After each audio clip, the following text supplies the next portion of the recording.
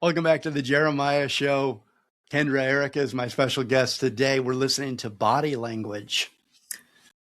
She's an acclaimed singer, songwriter, and actress. She has cemented her place as a powerhouse in the music industry. With 5 Billboard Top 10 dance hits, Kendra hit the pinnacle of success with her single Self-Control, topped the Billboard Dance Club Songs chart. The modern twist on Laura Branigan's 1984 hit was crafted by Grammy Award-winning producers Damon Sharp and Eric Senecal, surpassing the original success and going to #1 on the Billboard Hot Dance charts. Her single, Body Language, which we're listening to now, climbed to #2 on the iTunes chart, and the video has reached over 2 million views on YouTube. iHeart radio stations and others have all played and featured the song Body Language. It reached the top 5 at #3 on the UK Music Week Pop charts. Congratulations for all that success, Kendra. The video was also in heavy rotation on MTV's spanking new video show. Is MTV back? Do they have a new video show? I miss MTV. I heard something that they're no more as Yeah, of I like heard that too. January January something. It's no more, which they have to bring that back. So I think like we were talking about the demand. I think the demand will be there, and then they'll have to respond to it. Right. Yeah. I'm with you. I'd support that for sure. So, Kendra, who are the 2 most important figures in your life? The 2 most important figures in my life are my mom and my dad. I love that. And the first deal that you made in your music career was with your mom. Tell me about that deal.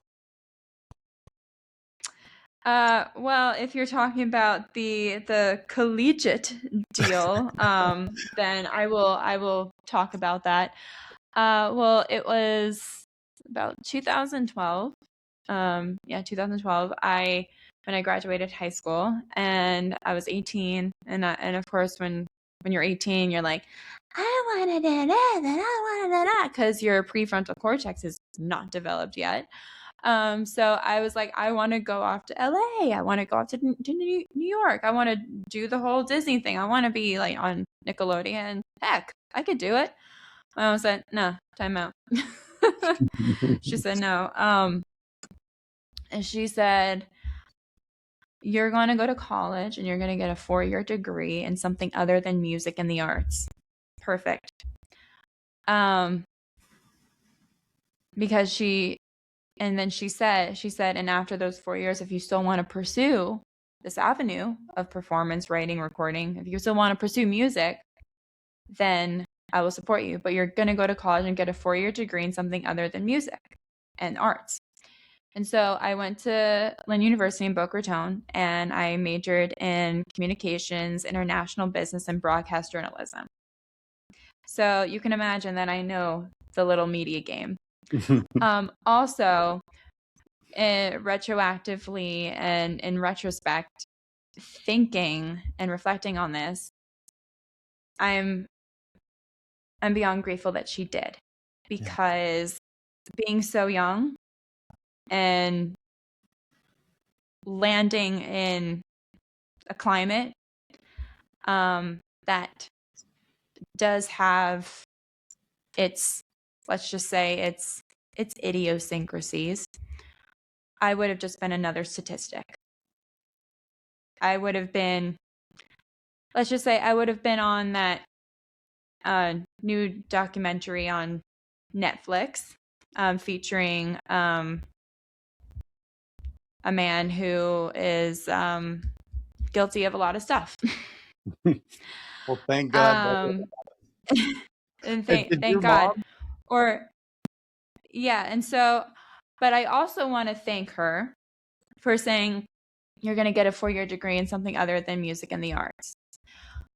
Because, and no offense to anybody that has a degree in this, but music and the arts and theater, you're majoring in fantasy. You're not majoring in practicality and fundamentalism.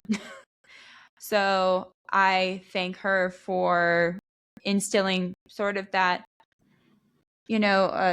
sprinkling and dashing me with some pragmatism, and some sense of logic. Did she And not see? so, Sorry, go ahead. I was going to say, did she no, go not ahead. see that your choices, though, were perfect choices, that you got your degrees in, that you studied to back you up in the music industry? Yes. You sort of worked around it in a very clever way. Yes. For some reason, God keeps me on a clever path, I'll tell you. But that's the deal that she made with me. And then when I graduated college, I still wanted to do this because I was like, I felt like I was like shaking in my chair for 4 years. Mm-hmm. So, and it's funny, I joke around with people a lot. I feel like I was like Paris Hilton on the red carpet when she was about to, face her music.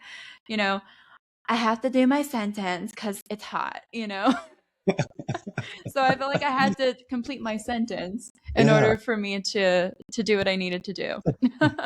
but it was a rewarding sentence, I will say that. It would look where you're at, and you're here today with me. I just love it.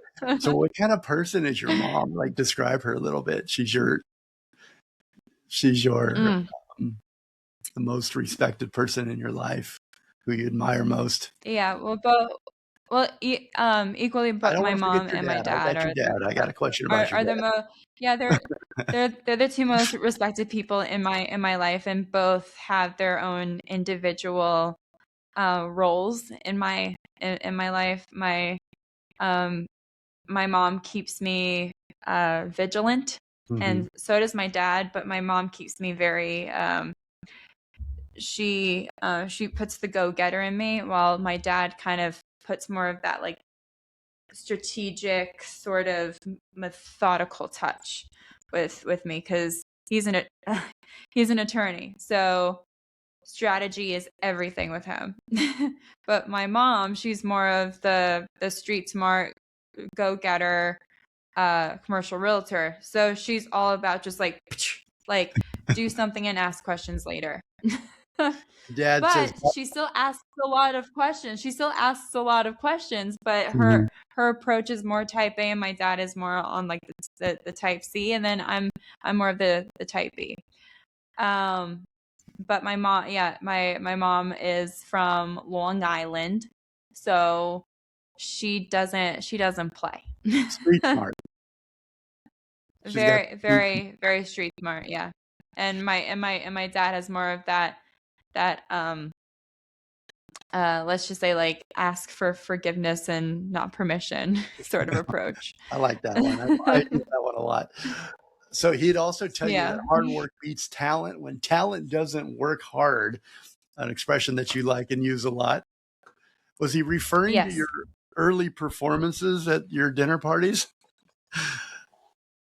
Uh, no, no, he wasn't referring to those, but he was just referring to a very useful sentiment, and that hard work beats talent when talent doesn't work hard, because he himself was a student athlete in college. He played basically almost every sport, but primarily football. And being in the athletic world, he saw a lot of talented people just not working hard, but the ones that worked hard, that weren't as talented, they championed. And it's because of that perseverance, because you can be born with it, but the application is the winning component. And you've had some obstacles. You've had to work hard. Some Yes, obstacles. Do I have. you want to Yes. tell me about some of them? Well, I was born tone deaf. I couldn't hear a tone. It all sounded like monotonous when I would sing, and I had the confidence, but just the skill set needed to be ironed out, and let's just say rewired and restructured. And thank God I was introduced to Gisbert Hoyer, who was my professional German opera coach. and he laid that foundation for me to build upon. And the utmost gratitude, it has definitely paid off. So if you listen to me sing, you would say I was tone deaf. But I think it's a different thing than what you're talking about. You actually heard, like, was everything was monotone, or was there a different filter the way I you just sound and music? Well, when like the piano would play or when like a track would play and I would sing on top of it, I wasn't singing on key. I was singing like here or here. Just I was singing like I was hovering over the table or I was underneath the table. I wasn't on the table. But I just think because of my amenable age, because I was 8 years old when I started training with this opera coach. I think because my brain was such a sponge, it absorbed all of that training. And like they say, it's better to learn a language when you're younger than it is later in life. Was your dad the one that introduced you to 007 and inspired the License to Thrill James Bond songbook that you're releasing here coming up on February 13th? Was it your dad? I read that somewhere. Yes. Yeah. What was the Yeah. first He Bond showed, movie? well, I forget which movie it was. But he showed me, my first Bond movie when I was 7 years old. And I just remember being so captivated by it because my soul, I have an old soul, like it has a walker, but and it can tell you stories of the days, but yeah, he showed me my first Bond movie when I was that old What or that young, captivated I you? should say. You say you have an old Just the soul, but whole was it just the style, the coolness factor, yes, the music, all of it? the style, the coolness, the music, and especially the action. Like I just remember, I remember the one of the scenes in the movie. Maybe it might have been Doctor No. I'm not sure, but there was a scene where the bad guy gets in his car and Bond is just driving and just like, oh, like being all nonchalant as he always is. And then he just presses a button and the bad guy ejects from the car. And I forget what scene that was, I but don't know either, but and yeah, he just like ejects from the car, and I thought that that was so cool. And my dad actually, when he had some 007 toys when he was younger, and he had them stored in our attic, and he showed me, and it was the car. It was like a Matchbox car with like these little figures, and there was like a Mhm. Bond with his white jacket. And you could put him in the car, and you could like drive him. And then you could put the villain in the passenger seat of the car, and there was like a little button or switch on the Matchbox car that you could press, and the guy would eject. And I was shoot out like, your favorite scene. that's I was like, that's from the scene that we saw. Is that song from that first movie? Well, you don't remember the movie, but do you think that you've recorded that on this new album? But Go or are these just well songs? the How did first you choose these songs? Well, I wanted to take people on a journey Mhm. of all the Bond eras, you know, from the 60s, 70s, 80s, 90s, and today. So I put them in chronological order, from the 60s and then to the last one, which was like 2020 something. Um, and that's how I chose all the songs. And it's so funny. People are like, "Oh, do you do this song? Do you do that song?" And I'm like, "That's for if and when, wink, I do a second album." There you go, volume 2. Um, Yeah. okay, so if you're just joining us, my special guest today is Kendra Erika. Kendra's artistic journey also includes a really great rendition of Frank Sinatra's Witchcraft, created with Ralph Johnson and Myron McKinley of Earth, Wind, and Fire fame, earning them the Best Producer and Production Award at the Hollywood Independent Music Awards. I want to play a little bit of that right now. Dance in the Fire. which was co-written by Kendra Erika, two-time Grammy-nominated producer Luigi Lugo Gonzalez, and 2024 Grammy winner Will Gittins. And we're going to listen to that right now, Dance in the Fire. And Kendra's dance track, Thriller Killer, garnered over 1.2 million YouTube views, gained significant airplay on MTV, come back MTV, and climbed to number 2 on the UK's Music Week commercial pop chart in April 2023. I'm going to play a little bit of that right now. All right, so Kendra, I know that I have, my clock just ran out for you. You've got to get to rehearsal. But I have a million more questions for you. So maybe you can join me back in the car on the way to rehearsal, and I can ask the rest of my questions. Let me ask this one, and then I'm going to have you set up this event. I wanted you to talk about it. Maybe you can come back and I can spend some more time with you and ask all my questions. I have so many.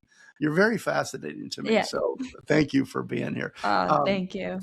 Is there like a trait that you feel like you're constantly working on that maybe you don't like about yourself, but really has helped you in your career?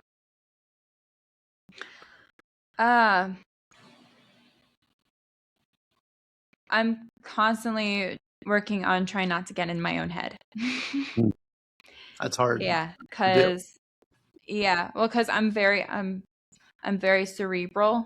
Like even when it comes to my emotions, I can kind of be like Spock, and I can try to like intellectualize my emotions. Yeah. But it's yeah. We're all over the place. But yeah, just working on trying not to get in my own head and I think this is